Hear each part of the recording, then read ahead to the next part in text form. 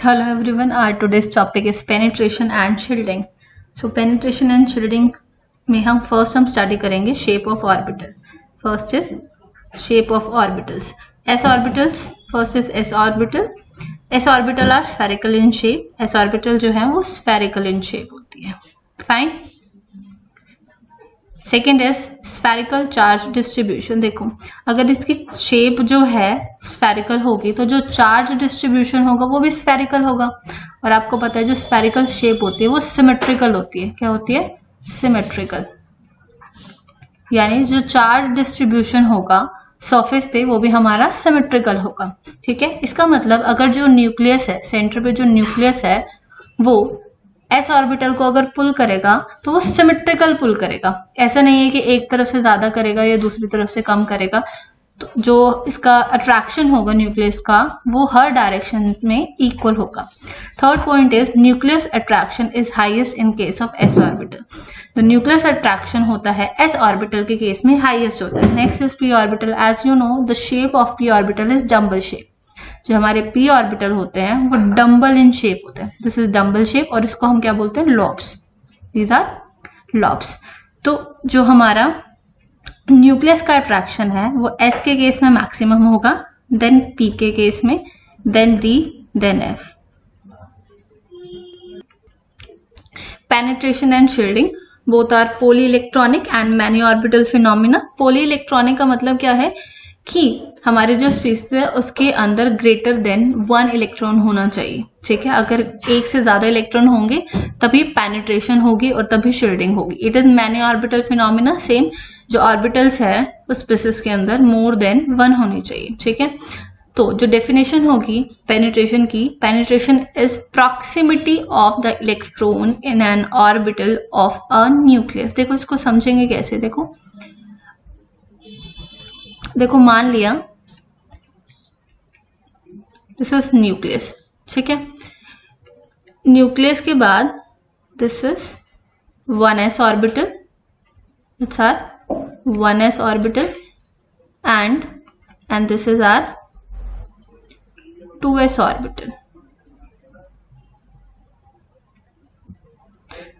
This is 2s orbital.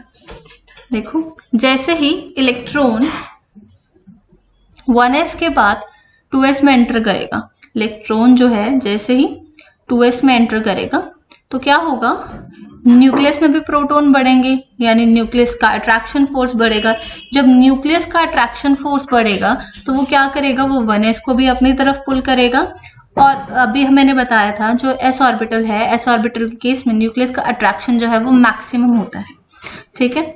वो क्या करेगा? s को भी अपनी तरफ पुल करेगा और 1s को भी अपनी तरफ पुल करेगा और 2s को भी अपनी तरफ पुल करेगा. अगर वो 1s को अपनी तरफ पुल करेगा, ठीक है, तो जो न्यू ऑर्बिटल बनेगी वो क्या होगी? This is it become 1s orbital. Shape ठीक नहीं बन रही है तो देख लेना तुम. एंड जब वो 2s को अपनी तरफ पुल करेगा तो this become new 2s orbital. ठीक है. यानी this is become new 2s orbital. This is our 1s orbital. इसका मतलब जैसे ही इलेक्ट्रॉन जो है 1 के बाद 2s में एंटर करेंगे, 2s में एंटर करने के बाद क्या होगा? अट्रैक्शन फोर्स इंक्रीज होगा. अट्रैक्शन फोर्स इंक्रीज होगा क्या होगा? जो हमारी ऑर्बिटल है, ऑर्बिटल पे न्यूक्लियस का चार्ज बढ़ेगा और न्यूक्लियस का चार्ज बढ़ने पर क्या होगा? जो हमारी ऑर्बिटल है वो अंदर की तरफ पेनिट्रेट हो जाएगी. This is called penetration effect. When electron cloud of outer orbital occupy the region of inner orbital called penetration. यानी जो क्लाउड है आउटर ऑर्बिटल का वो ऑक्यूपाई कर लेगा इनर ऑर्बिटल के रीजन को, उसे हम बोलेंगे पेनिट्रेशन. देखो क्या हुआ है, अगर हम देखें तो जो 2s था, 2s ने जो 1s का क्लाउड था उसके रीजन को ऑक्यूपाई कर लिया. ठीक है ना, क्योंकि 2s जो है वो 1s के क्लाउड के अंदर आ गया. ठीक है. Like 2s occupy the region of 1s. So अगर हम देखें, देखो दिस इज न्यूक्लियस. ठीक है. न्यूक्लियस के बाद क्या होता है? This is 1s orbital and this is 2s orbital. जैसे ही हम इलेक्ट्रॉन फिलिंग होगी, इलेक्ट्रॉन शेल्स में जाएंगे जब इलेक्ट्रॉन 2s ऑर्बिटल में जाएगा। ठीक है, 2s ऑर्बिटल में जाएगा तो क्या होगा, न्यूक्लियस चार्ज बढ़ेगा। न्यूक्लियस चार्ज बढ़ेगा तो क्या होगा, 1s भी अंदर की तरफ आएगी और 2s भी अंदर की तरफ आएगी।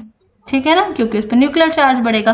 तो ये वाला जो रीजन होगा, दिस इज द रीजन, जो ये वाला रीजन होगा, ये जो रीजन है ये 2s का रीजन है। ठीक है, 2s जो है वो टुवर्ड्स न्यूक्लियस मूव करेगी, यानी वो अंदर की तरफ पेनिट्रेट होगी। तो जो हमारी न्यू 1s ऑर्बिटल होगी, this become new 1s orbital, this become new 1s orbital and this become the new 2s orbital. Penetration से क्या हुआ है कि जो आउटर ऑर्बिटल थी उसने इनर ऑर्बिटल का रीजन जो है वो ऑक्यूपाई कर लिया, और इसी प्रोसेस को और इसी इफेक्ट को हम क्या बोलते हैं, पेनिट्रेशन।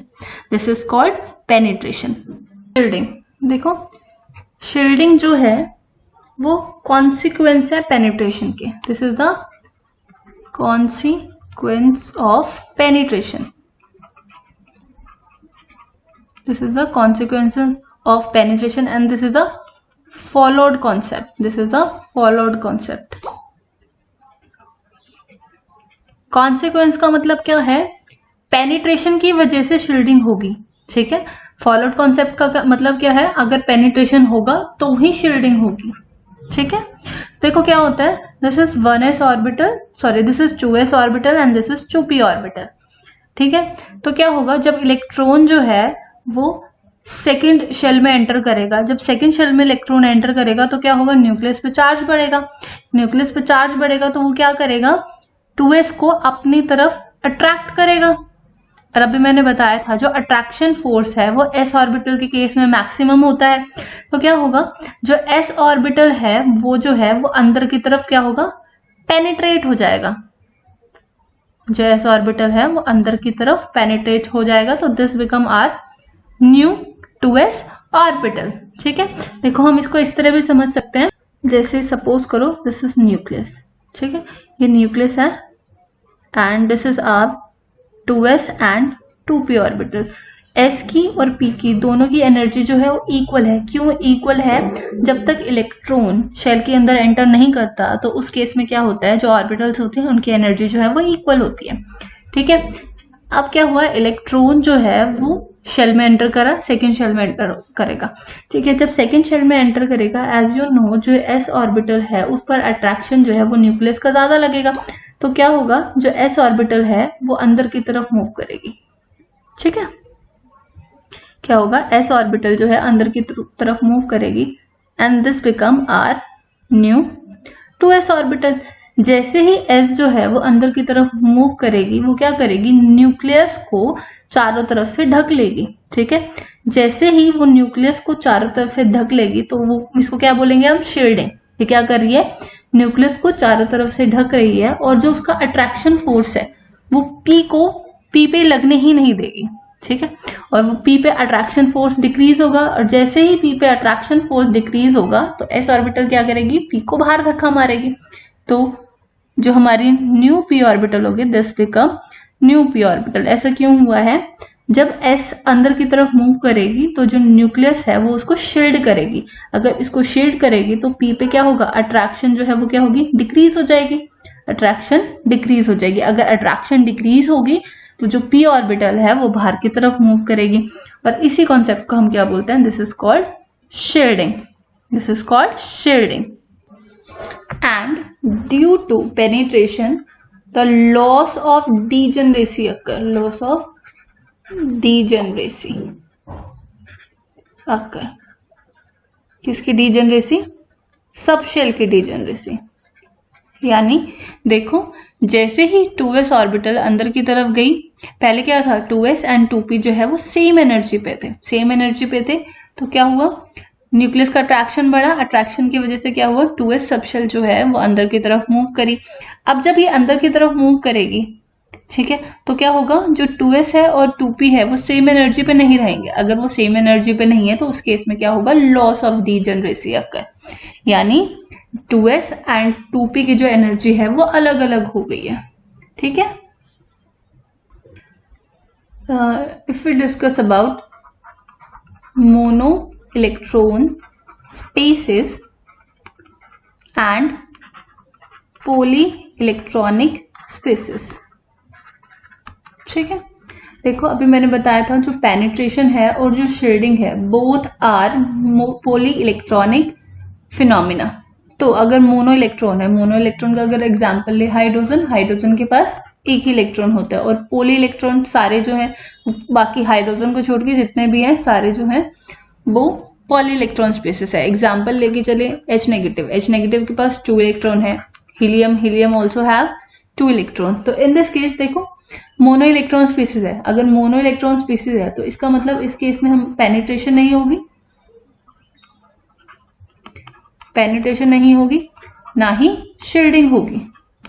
ठीक है, अगर पेनिट्रेशन नहीं होगी, शील्डिंग नहीं होगी तो डीजनरेसी का भी लॉस नहीं होगा। अगर डीजनरेसी का लॉस नहीं होगा तो NH की एनर्जी इक्वल होगी NP के, इक्वल होगी ND के। ठीक है, डीजनरेसी का लॉस नहीं होगा, हमारी जो सबशेल है NS, NP और ND सबकी एनर्जी जो है वो इक्वल होगी। In case of poly electronic species, देखो पॉली इलेक्ट्रॉनिक स्पेसिस में पेनिट्रेशन होगा, शील्डिंग भी होगी। ठीक है, अगर पेनिट्रेशन होगी, शील्डिंग भी होगी तो जो डीजनरेसी है उसका लॉस होगा। अगर डीजनरेसी का लॉस होगा तो जो एनर्जी है S की वो नॉट इक्वल होगी P के और नॉट इक्वल होगी D के। ठीक है, if you like my video then please share and subscribe my channel. Thank you.